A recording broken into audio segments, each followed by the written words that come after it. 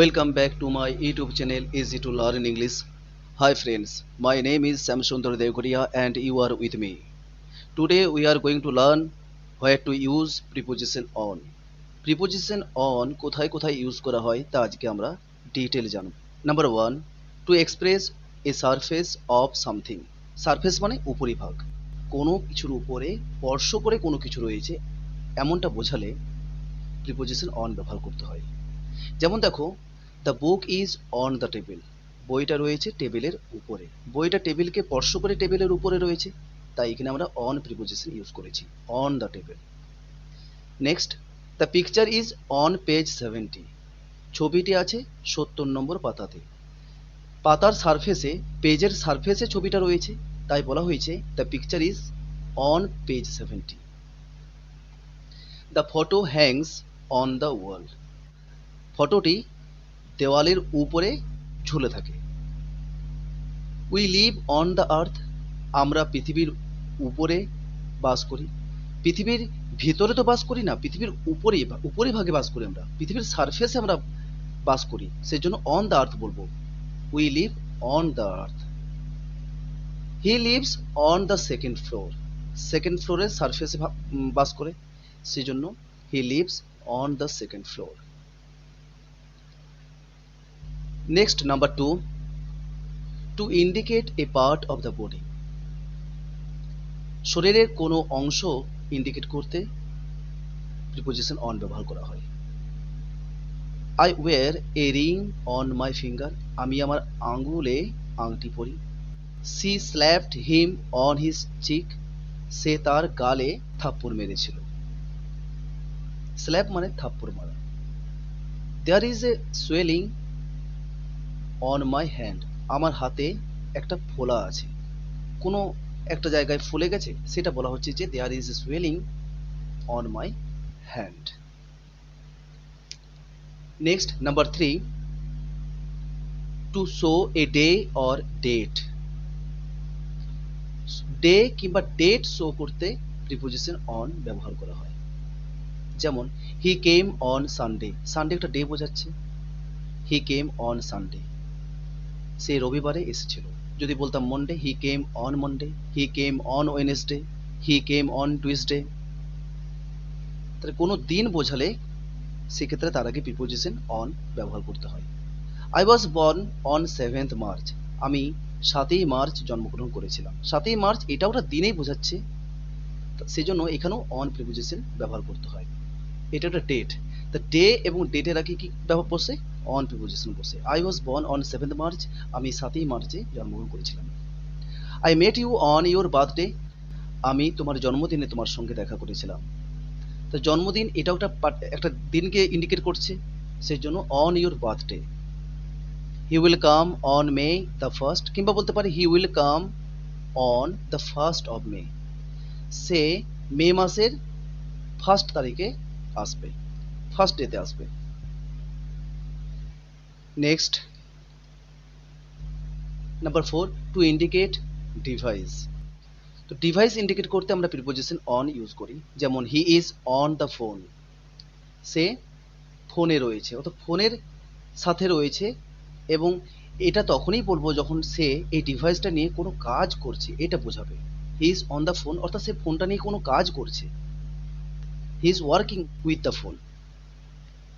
He is on the calculator, say calculator নিয়ে যখন কোনো কাজ করবে তখন আমি বলবো he is on the calculator. He is on the TV, he is on the tab, he is on the internet, etcetera. এইভাবে আমরা বলতে পারি। ইন্টারনেটে কেউ যদি কোনো কাজ করছে, আমি তখন বলবো he is on internet. Next, I am watching a movie on TV, আমি টিভিতে একটি মুভি দেখছি। He is playing game on computer, সে কম্পিউটারে গেম খেলছে। তো এই যে calculator, phone, computer, TV, tab, এগুলো সবই হলো ডিভাইস, এবং এই ডিভাইসগুলো ইন্ডিকেট করতে প্রিপোজিশন অন ইউজ করা হয়। Next, number 5, about or regarding, কোনো কিছু সম্বন্ধে বোঝাতে। I am writing a poem on politics, আমি পলিটিক্সের সম্বন্ধে একটা কবিতা লিখছি। রাজনীতির সম্বন্ধে আমি একটা কবিতা লিখছি। তো রাজনীতির সম্বন্ধে তার জন্য on politics. This book is on science, এই বইটা কিসের উপর? বিজ্ঞানের উপর, তাই this book is on science.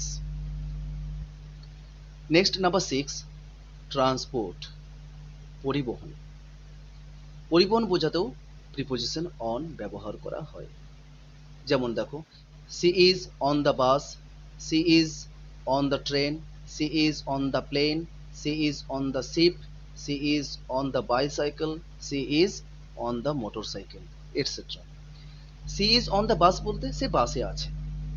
যদি বলতাম she is on the bus to Kolkata, অর্থাৎ সে বাসে করে কলকাতা যাচ্ছে। She is on the train to Delhi, তার মানে সে ট্রেনে আছে, দিল্লিতে যাচ্ছে, সে ট্রেনে করে দিল্লিতে যাচ্ছে। Next number 7, two talk about a state of something. কোনো কিছুর স্টেট বলার সময় আমরা প্রিপোজিশন অন ব্যবহার করি। যেমন সি ইজ অন অ্যাঙ্গার, সে কেমন অবস্থায় আছে, কিরকম স্টেটে রয়েছে, সে রেগে রয়েছে, তাই বলছি she is on anger, anger মানে রাগ। He is on fire, on fire সে, এটাও অ্যাঙ্গারই এক্সপ্রেস করছে, হি ইজ অন ফায়ার সে রেগে রয়েছে, অত্যন্ত রেগে থাকা অবস্থাটাকেই বলা হয় on fire. This dress is on sale, এই ড্রেসটা অন সেল অর্থাৎ সেলের জন্য, সেলের অবস্থায় রয়েছে, অন সেল, সেল করার অবস্থায় রয়েছে, তার জন্য বলা হচ্ছে this dress is on sale. Number 8, to talk about sides, দিক বোঝাতে আমরা প্রিপোজিশন অন ব্যবহার করে থাকি। Side, left side, right side. যেমন দেখো, she is sitting on the left side, সে বাম দিকে বসেছিল। Next, he is on my right side, সে আমার ডান দিকে আছে। তো যখন কোনো দিকের কথা বলা হবে তখনও প্রিপোজিশন অন ব্যবহার করা হয়। নেক্সট, আদার ইউজেস, এখানে আরো কিছু ইউজেস দেওয়া রয়েছে, এগুলো ভালো করে পড়বে। যেমন দেখো, হি ইজ অন লিভ, সে ছুটিতে আছে। হি ইজ অন হলিডে, এটার মানেও সে ছুটিতে আছে বা সে ছুটি কাটাচ্ছে, he is on holiday. He is on duty, সে ডিউটিতে আছে। উই লিভ অন রাইস, এটার মানে হলো আমরা ভাত খেয়ে বেঁচে থাকি। খেয়ে বেঁচে থাকার ক্ষেত্রে লিভ অন ইউজ করা হয়। উই লিভ অন রাইস, আমরা ভাত খেয়ে বেঁচে থাকি। The cow lives on grass, গরু ঘাস খেয়ে বেঁচে থাকে। The baby leaves on breast milk, শিশু মায়ের দুধ খেয়ে বেঁচে থাকে। ব্রেস্ট মিল্ক মানে মায়ের বুকের দুধ। The baby leaves on breast milk. He is on the jury or committee, এটার মানে হলো সে জুরির সদস্য, কিংবা বলতে পারি হি ইজ অন কমিটি বললে সে কমিটির সদস্য। I go to school on foot, আমি পায়ে হেঁটে স্কুলে যাই। অন ফুট মানে হলো পায়ে হেঁটে। I go to school on foot, আমি পায়ে হেঁটে স্কুলে যাই। Don't take the medicine on empty stomach, খালি পেটে ওষুধ খেও না। খালি পেটে, on empty stomach. He will come on time, সে ঠিক সময়ে আসবে। অন টাইম বলতে বোঝাচ্ছে ঠিক প্রপার টাইমে, একেবারে অ্যাপ্রোপ্রিয়েট টাইমে। He will come on time, সে ঠিক সময়ে আসবে। তো যদি কোনো একটা প্রোগ্রাম সকাল 7টায় থাকে, তো এখানে 7টা টাইমটাকেই বলা হচ্ছে অন টাইম। আর 7টার মধ্যেই যদি বোঝানো হয় তখন সেটা বলা হবে ইন টাইম। তাহলে কোনো সময়ের মধ্যে বলা হলে তখন ইন টাইম, আর ঠিক ওই সময়ই, ঠিক প্রপার ওই টাইমেই বলা হলে তখন বুঝবে on time. Next, I have wasted too much time on this already, আমি এইটার উপরে অনেকটা সময় অলরেডি নষ্ট করে ফেলেছি। She spends a lot of money on clothes, সে জামা কাপড়ের উপর অনেকটা টাকা খরচা করে। সি স্পেন্ডস, স্পেন্ড মানে খরচা করা, এ lot of, a lot of মানে অনেক। এখানে বলে রাখি, এই লট অফের জায়গায় আমি লটস অফও বলতে পারি। She spends lots of money, a lot of কিংবা lots of, a lot of money on clothes. সে জামা কাপড়ের উপর অনেকটা টাকা খরচ করে।